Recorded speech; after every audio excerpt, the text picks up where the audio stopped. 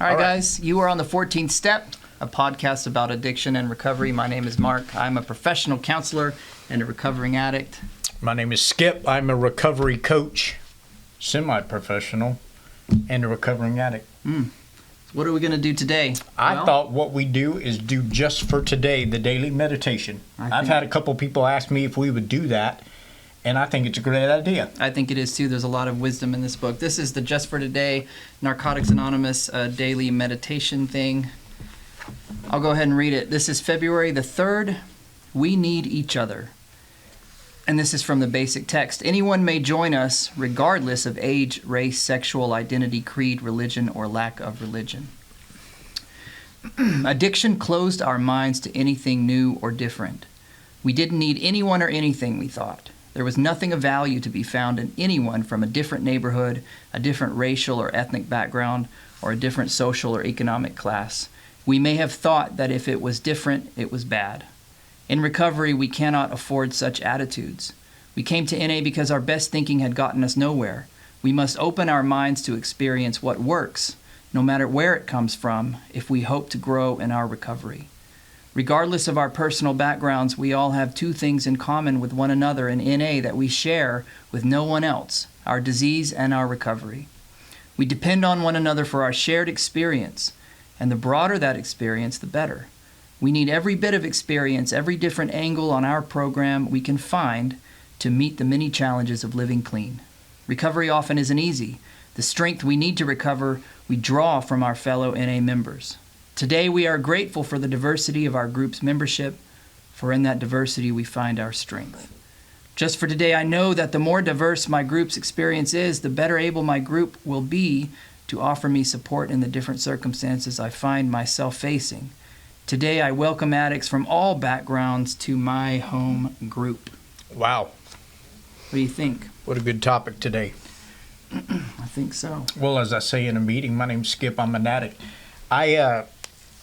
I can identify with that dramatically because I think before where I was, I did discount opinions and ideas from people that I may have thought were very different from me. I didn't have much empathy early in my life. And one thing going through recovery, I think I gained a much more rounded view of addiction and what people go through in their lives and recovery. And it's amazing to me that in a meeting that so many different walks of life can come together. Yeah. And as it just said, we have two things in common: our addiction and our recovery.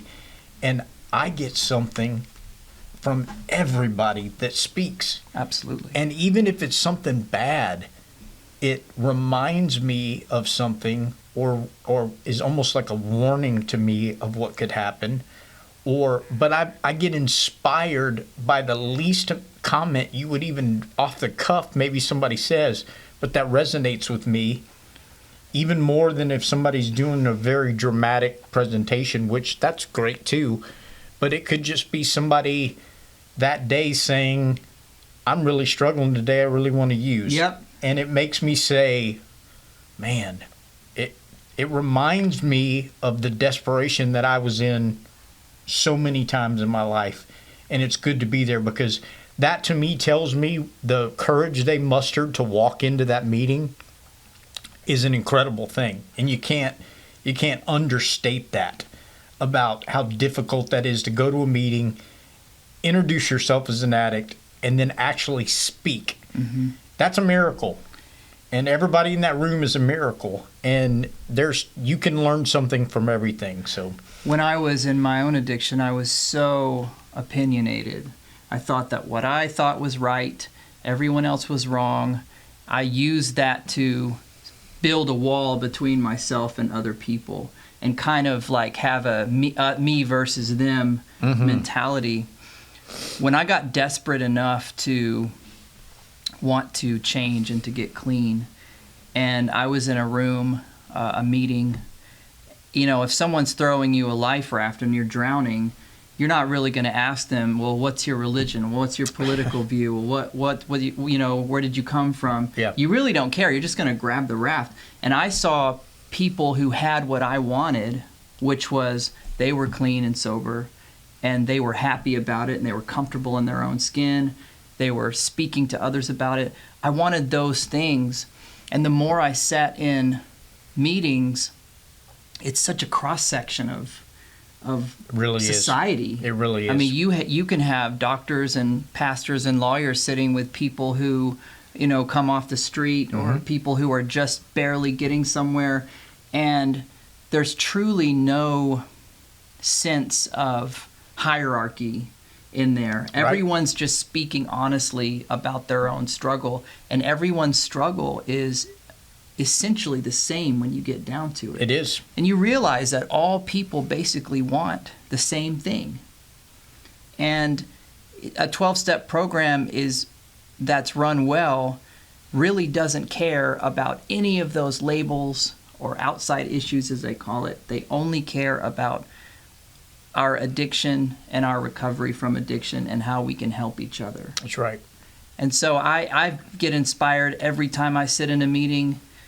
And it's funny to me because I know someone who comes in for the first time is so scared to say something because they feel like they're not going to say the right thing, or they're not going to say something smart enough. Isn't that funny that they're more worried about the social part of saying the wrong thing than they're worried about admitting or talking about their addiction? I know. That's how strong that feeling of talking in front of other people are. The times that I'm the most inspired is just like you said, when someone comes in, they're like, man, I really want to use today.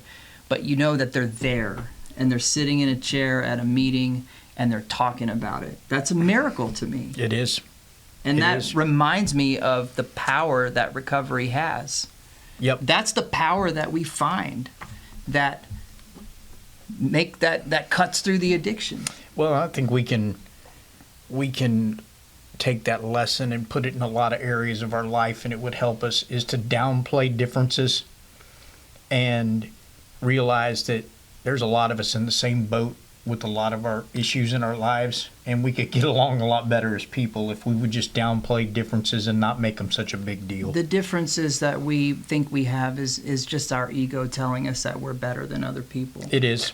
And I was bad about that. Oh, I was too. Yep. Cool, it's a good reading. Yeah, where'd you get that shirt, man? You need to get better clothes. Oh, did I do that again? I apologize. No, we need to hire a wardrobe person. I'm teasing. Yeah, thanks for watching. Hey, if you have a comment about this, please let us know. Or if you have another topic you'd like us to discuss, we would be happy to do it. Thanks, guys.